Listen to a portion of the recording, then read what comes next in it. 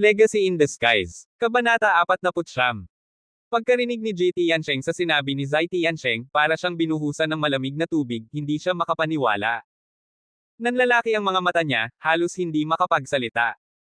Ang ibig mong sabihin, mariin niyang tanong, si Ferdinand Rousseau, ininsulto si Mr. Laurent. Tumango si Zai Tiancheng, paulit-ulit, tila ba ayaw nang ulitin pa. Opo. At hindi lang basta pang iinsulto, lolo. Napakabastos ng ginawa niya, pinagmumura pa niya ang asawa ni Mr. Laurent at inalok ng 10 milyon kapalit ng pakikipagsiping sa kanya. Parang sumabog ang kulog sa dibdib ni Ji Tiancheng. Napakuyom siya ng kamao, nanginginig ang buong katawan. Walang hiya. Ang Ferdinand Rousseau na iyan ay may tapang ng oso at tapang ng leopardo. Paano siya nagkaroon ng lakas ng loob na hamanin si Mr. Laurent?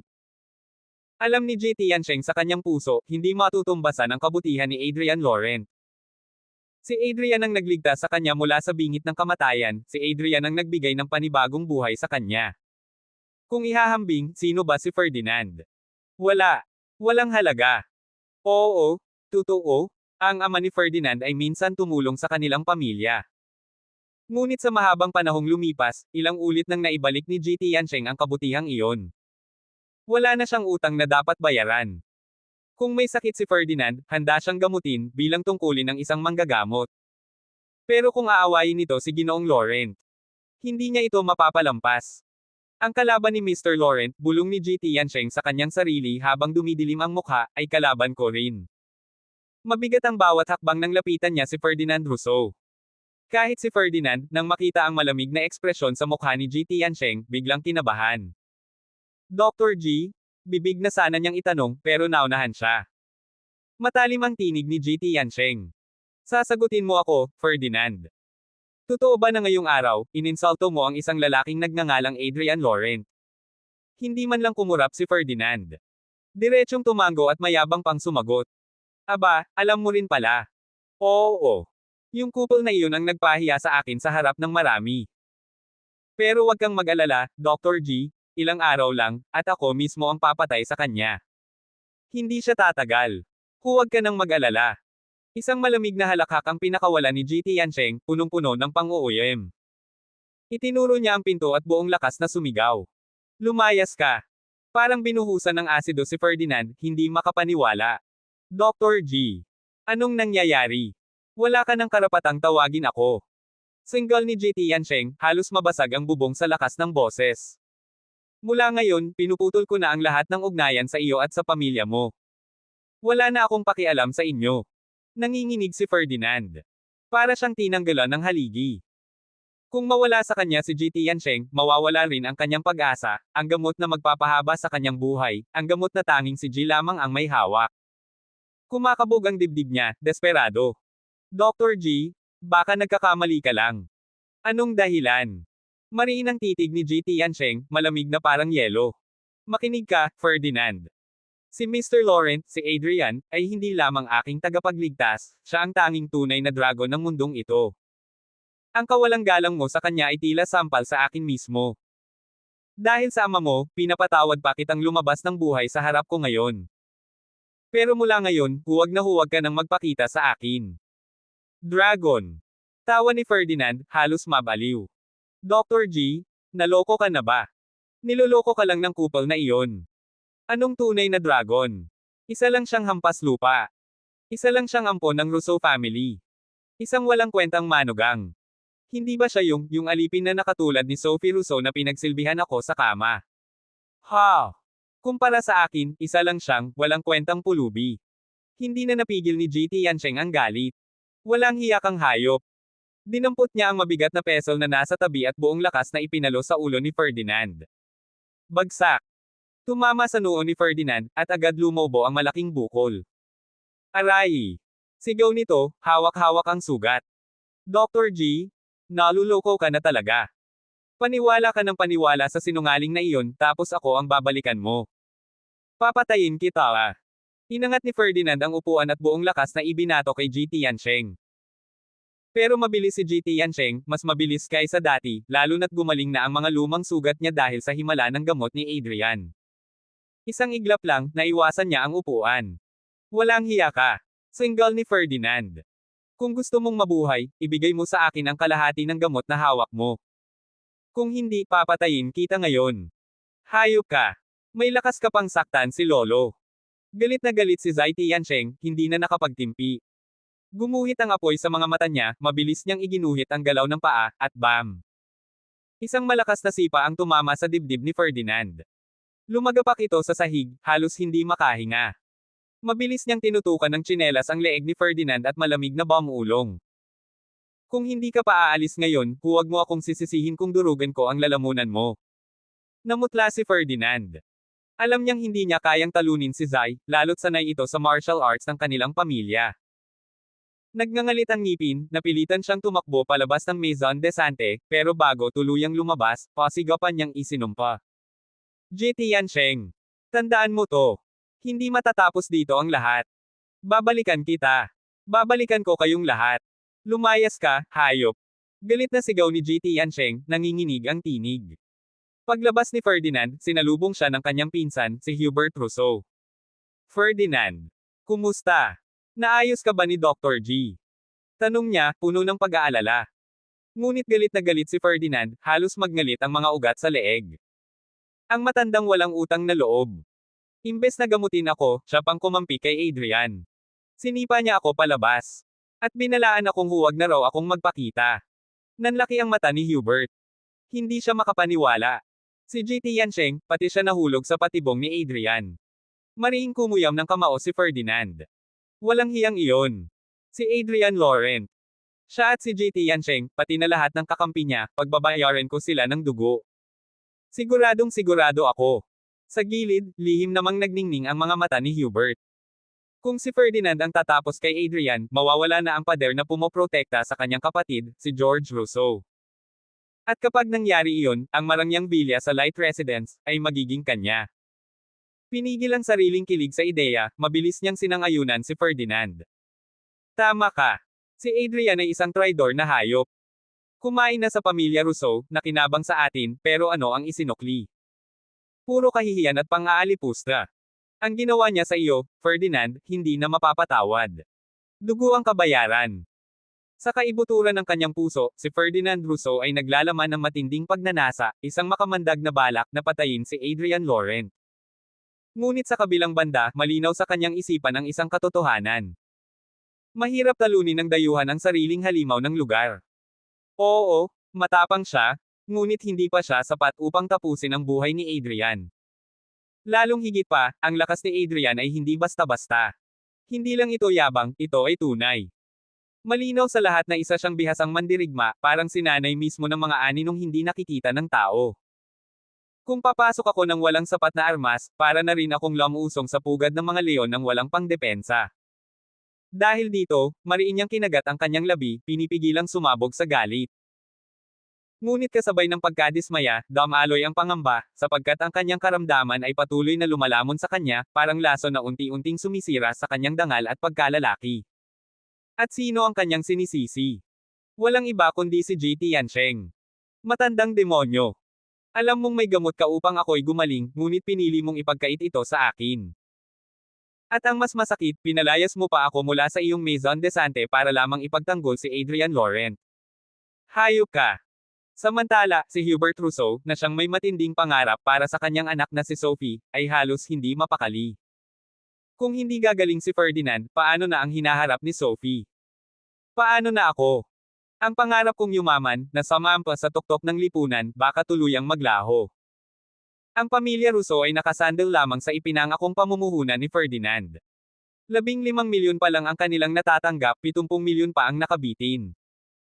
Ngunit kung mananatiling baldado si Ferdinand, tiyak na hindi na nila ito makukuha. Kaya't mas sabik pa siya kaysa kay Ferdinand na makahanap ng lunas. Habang nagmamaneho, hindi niya napigil ang magmungkahi.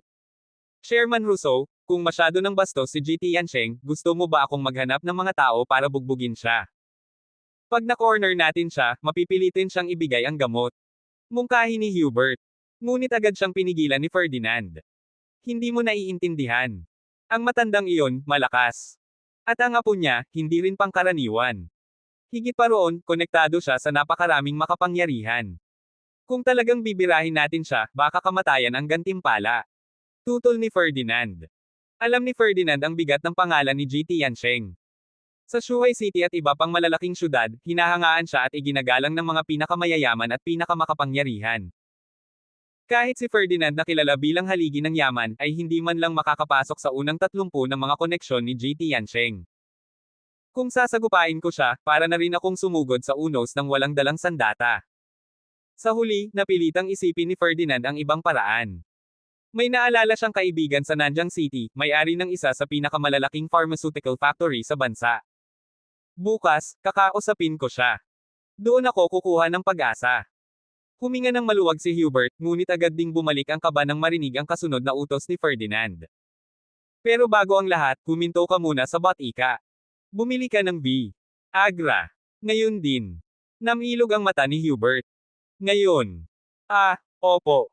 Wala siyang nagawa kundi sumunod. Bumaba siya, at makalipas ang ilang minuto, bumalik na may dalang malaking kahon ng imported na gamot. Kumislap ang mga mata ni Ferdinand, parang demonyong sabik sa karne. Mabuti. Bilisan mo. Umuwi na tayo. Subukan natin, kay Sophie Rousseau. Natigilan si Hubert. Nanuyo ang kanyang lalamunan. Siya mismo ang ama ni Sophie, ngunit heto't siya pa ang tagapagdala ng gamot para sa pagkasira ng kanyang sariling anak. Ngunit huli na para umatras.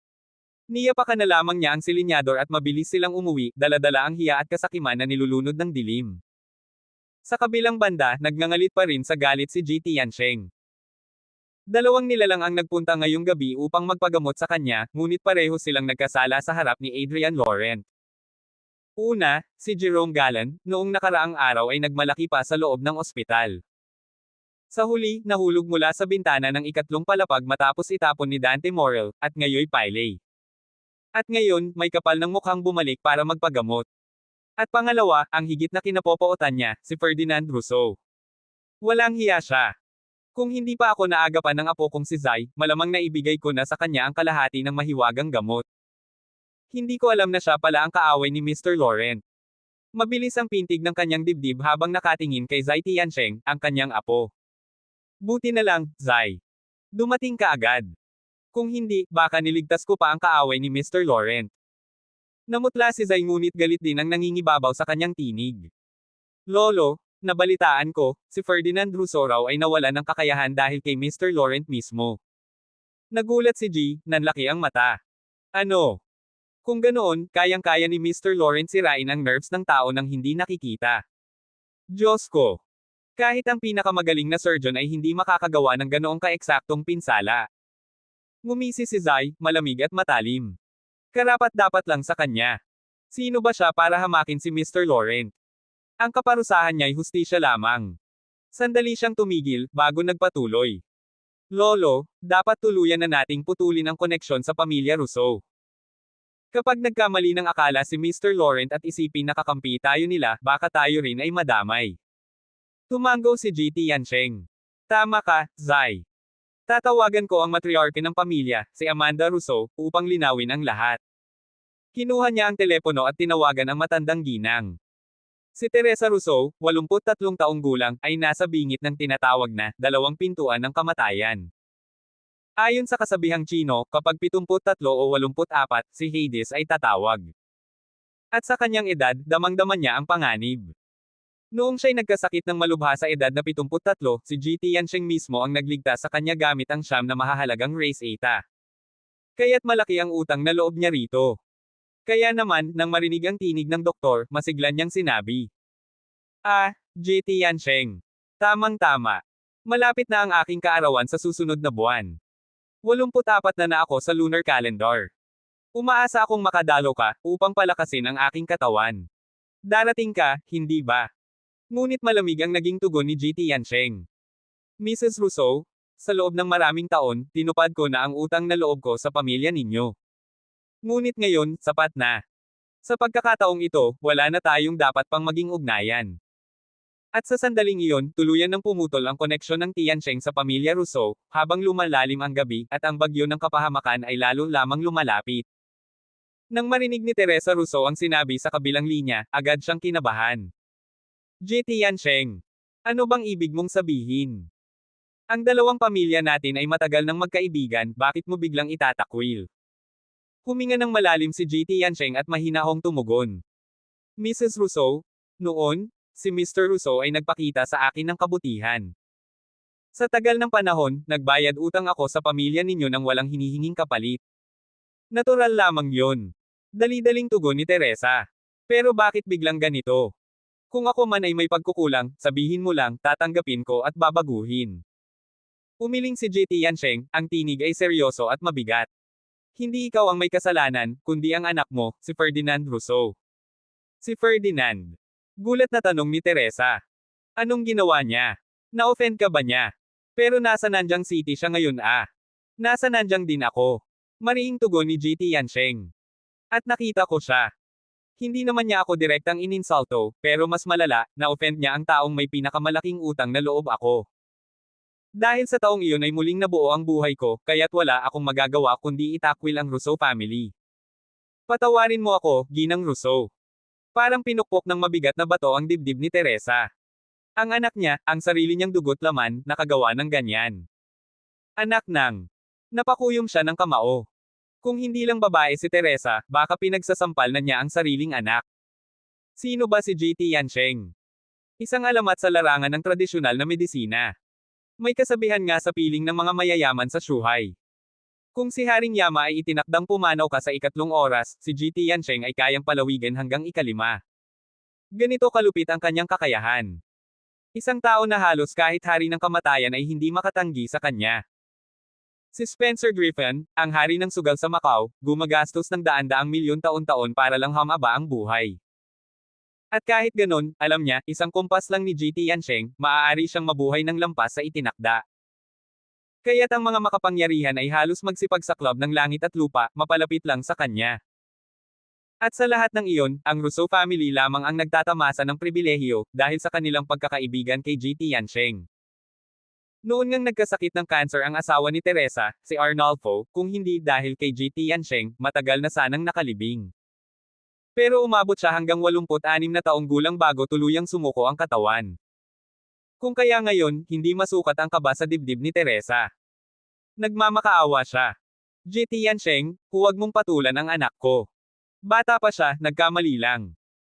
Pag-uwi niya, ipapagalitin ko, pasusukuhin ko, at ipapadala ko sa'yo para humingi ng tawad.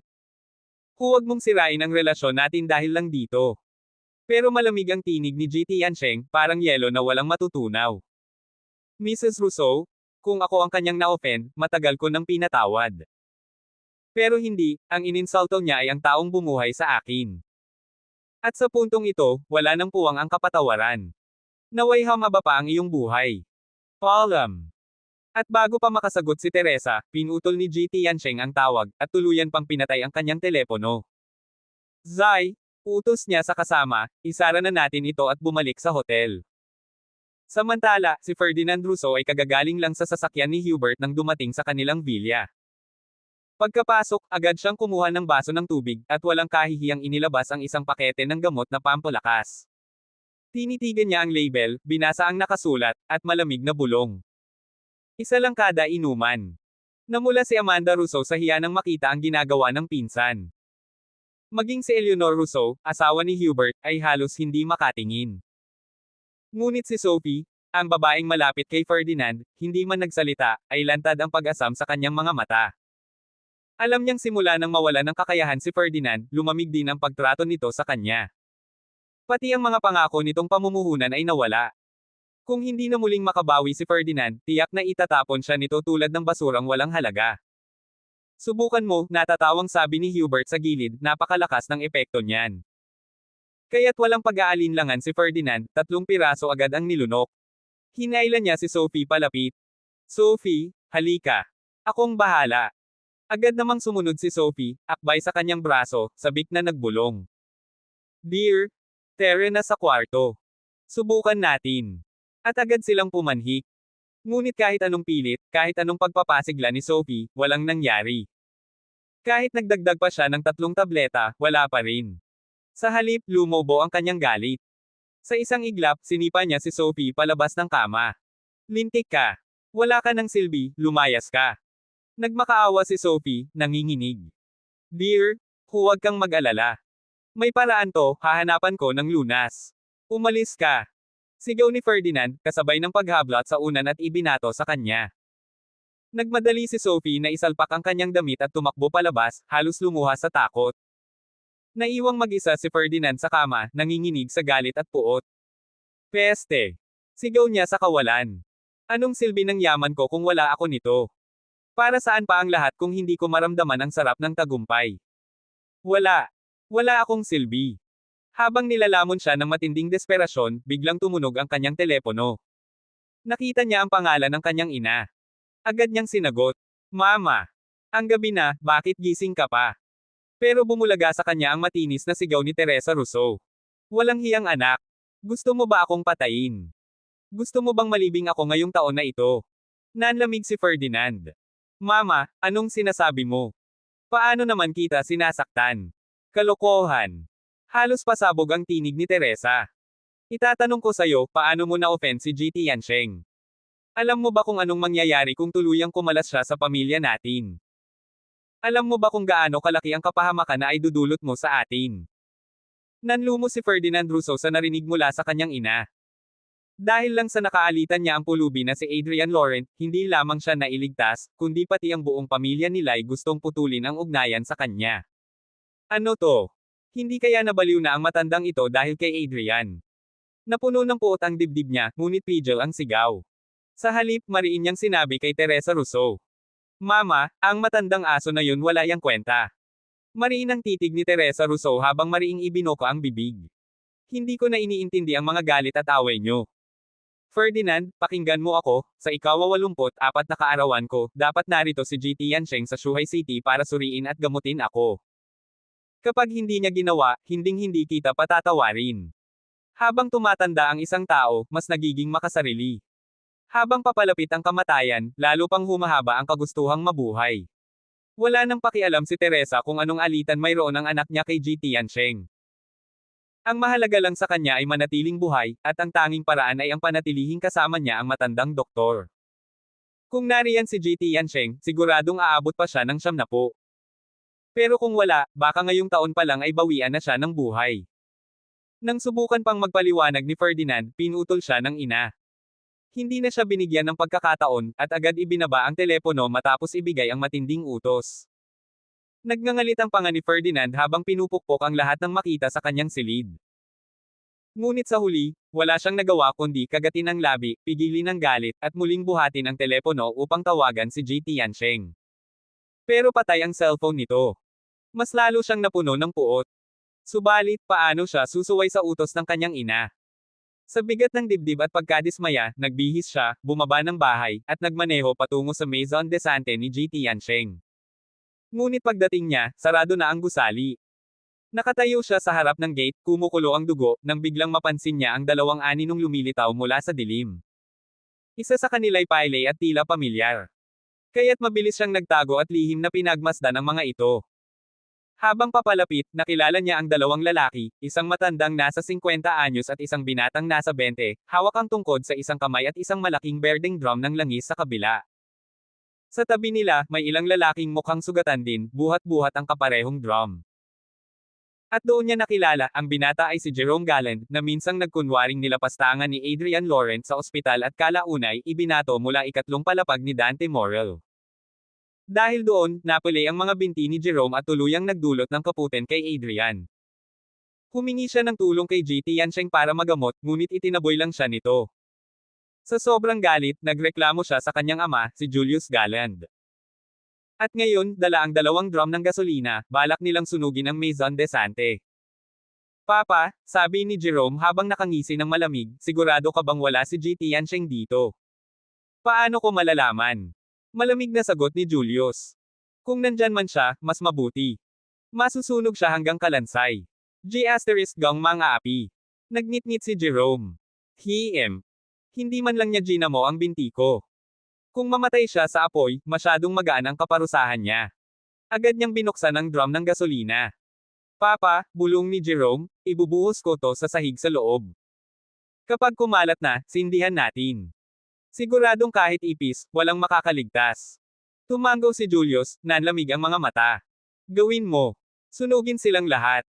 Si Julius Galland, bagamat hindi pinakamalakas sa Nanjing City, ay kilala sa iisang bagay, wala nang hihigit pa sa pagka-adik niya sa anak. Mulat sa pool, pinalaki niyang parang Diyos si Jerome. Nang minsang hampasin ng guro ang anak niya gamit ang ruler dahil pasaway, pinuntahan niya ang paaralan at binasag ang braso ng guro, na naging baldado habang buhay. Nang masangkot si Jerome sa gulo noong high school, pinaupahan ni Julius ang mga tao upang bugbugin ang kaklase ng anak, hanggang sa naging gulay. At ngayon, nakitang walang magawa si Jerome dahil sa pilay, nagliyab ang kanyang galit. Para kay Julius, lahat ng nanakit sa anak niya ay dapat mamatay. At si J.T. Yansheng, pati si Adrian Laurent, ay nasa listahan. Kaya't ngayong gabi, sisindihan nila ang Maison de Sante. At bukas, si Adrian Laurent naman ang susunod. Ngunit sa sandaling iyon, hindi na nakatiis si Ferdinand Rousseau. Nang makitang itatapon na ang gasolina, mabilis siyang lumabas mula sa kanyang pinagtataguan at sumigaw. Mga Ginoo! Huwag kayong padalos-dalos. Nagulat ang mag-ama. Hindi nila inaasahan na may makakakita sa kanila. Napakunot noo si Jerome, at nang makilala niya si Ferdinand, napailing. Ikaw ba yung lalaking pumunta kanina kay J.T. Yansheng? Ano to, gusto mo siyang tulungan? Mabilis na umiling si Ferdinand. Hindi. Wala akong pakialam kung mamatay siya. Pero tandaan nyo, daladala niya palagi ang mahiwagang gamot niya. Ang gamot na iyon lang ang makakapagpagaling sa atin. Kung susunugin niyo siya, pati yun, mauuwi sa abo. Nanlaki ang mata ni Jerome. Tama siya. Kung totoo ngang kaya nitong gamot ang pinakamalalang sakit, bakit niya sisirain ang tanging pag-asa niya? Biglang nag-alinlangan si Jerome. Samantala, mabilis pang nagsalita si Ferdinand. Ganito na lang, bakit hindi natin itali muna ang matandang yun, sa pilitang agawin ang kanyang gamot, at saka natin siya patayin. Nag-iisip si Julius, malamig ang tingin. Galit ka rin sa kanya. Mariing tumanggo si Ferdinand. Hindi lang galit po na hindi matitinag. Gusto ko ring mawala siya sa mundo. Pero bago iyon, kailangan ko ang gamot niya. Mabagal nang umisi si Julius. Kung ganun, bukas, magsama tayo. Itatali natin si J.T. Yansheng, kukunin ang gamot, at saka natin siya papatayin ng dahan-dahan. Tumanggo si Ferdinand, nanginginig ang mata. Magpalitan tayo ng numero. Bukas, mag-usap tayo para sa mga detalye. Hindi alam ni na Julius Galland at ng anak niyang si Jerome na kalahati lamang ng mahiwagang gamot ang hawak ni J.T. Yansheng. Pero si Ferdinand Rousseau, alam niya ang buong katotohanan. Sa katunayan, muntik na niyang maagaw ang kalahating piraso ng gamot mula mismo sa kamay ni J.T. Yansheng kaninang hapon. Ang problema, hindi siya nagkaroon ng lakas ng loob na direktang umatake. Ngunit kung sakaling ang mag-ama na Galland ang magtangka kay J.T. Yansheng, sapat na para kay Ferdinand ang kumilos sa likod at anihin ang lahat ng pakinabang. Sa isip niya, simple lang ang plano, gagawa siya ng ilang pekeng gamot mula sa kwarta at itim na pintura, gayahin ang hugis ng kalahating piraso. Kapag tinali ng mag-ama si J.T. Yansheng at nakuha ang tunay na gamot, ibibigay niya sa kanila ang mga peke. Sa huli, siya ang makikinabang, gumaling man ang kanyang karamdaman, maitutulak pa niya kay Julius at Jerome ang kasalanan ng pagkamatay ni J.T. Yansheng. Walang kamalay-malay si Julius sa masalimuot na isipang iyon. Para sa kanya, simple lang ang lahat, may iisang kaaway sila, kaya't pwedeng magsanib puwersa. Mas marami, mas malakas. At kung may kapangyarihan si J.T. Yansheng, kailangang maaga iyon. Kung wala man, hindi pa rin siya makakaligtas dahil sa galit na nararamdaman ng mag-ama. Nagpalitan sila ng contact information ni Ferdinand at nagkasundo sa isang tawag kinabukasan. Bitbit ang galon ng gasolina, umalis ang mag-ama sa Maison de Sante ni J.T. Yansheng. Si Ferdinand naman, nakangising aso habang nagmamadaling umuwi sa villa. Sabik na sabik siyang gumawa ng peking mga tableta gamit ang noodles at pintura, parang isang demonyong alchemista na nagbabalak ng malaking kapahamakan. Sa sasakyan pa uwi, nagtanong si Jerome. Papa, bukas ba tuloy ang plano? Uunahin nating patayin si Adrian Laurent bago tayo makipagkita kay Ferdinand para kay J.T. Yansheng. Tumanggo si Julius. Oo. Kapag patay na si Adrian, saka natin kukunin ang gamot ni G. Doon gagaling ang paa mo, anak. Napangiti si Jerome, halos nanginginig sa pananabik. Kung ganun, hindi na ako magiging pilay habang buhay. Papa, gagawin natin to. Hinaplos ni Julius ang balikat ng anak, at sangisin niyang puno ng galit at paghihiganti, bulong niya. Kahit ako'y pilay, hinding-hindi ko hahayaang manatili kang ganyan. At muli silang nagplano, isang gabing tahimik, ngunit may nakatagong bangis ng dugo. Kinabukasan. Maaga pang nakabalik si Adrian Laurent matapos mamili. Pagkatapos nilang mag-agahan, si Carmela Russo naman ay agad na lumabas ng bahay upang makipagkita sa kanyang kaibigang mahjong partner. Mahjong, iyon ang kanyang libangan, at tila ba wala nang mas mahalaga kapag hawak na niya ang mga tiles. Ngunit bago pa siya makarating sa hall, biglang tumunog ang kanyang telepono. Sa screen, Jerome Galland. Napangiti siya't agad na sinagot. Jerome. Aba, bakit ka naman naisip ang tawagan si Aunt Carmela? Simula nang ikasal si Elise kay Adrian, iisa lang ang iniisip ni Carmela araw-araw, paano ko mapapadiborsyo ang anak ko sa walang kwentang lalaking yun at maipapakasal sa isang tunay na mayaman. Una, pinangarap niyang maging manugang si Julian Montague.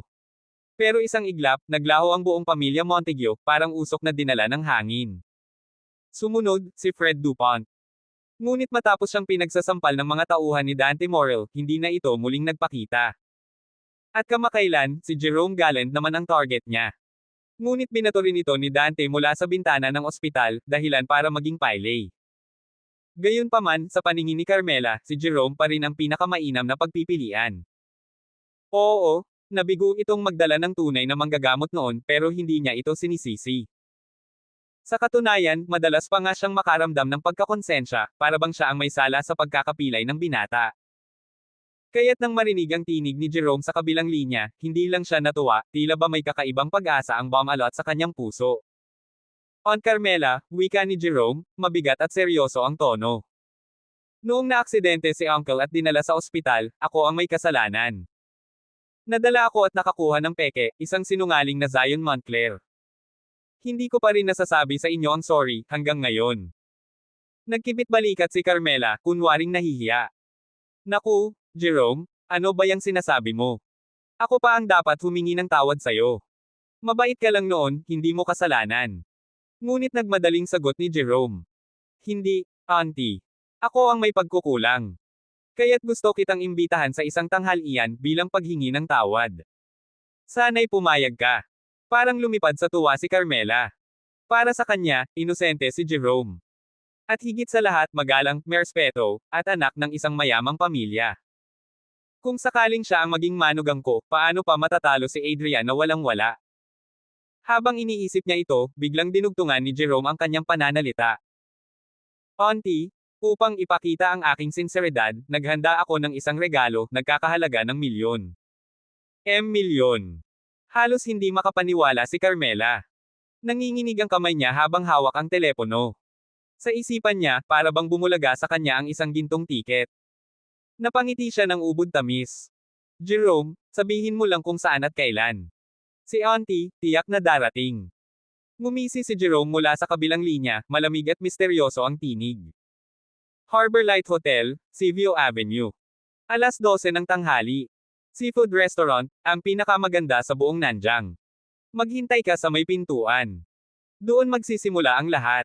Okay, Jerome? Okay. Nako, ang bait mo talaga.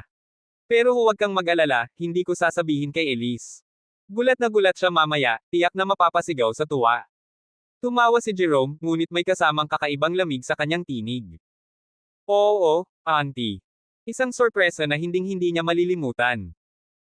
Habang nakasakay si Carmela sa taxi papuntang Harbor Light Hotel, hindi niya alam na ang iniisip niyang romantikong sorpresa ay isa palang bitag ng dugo, at ang buhay ng kanyang sariling anak na si Elise Russo, nakataya. Abangan ang mga susunod pang kabanata ng Legacy in Disguise.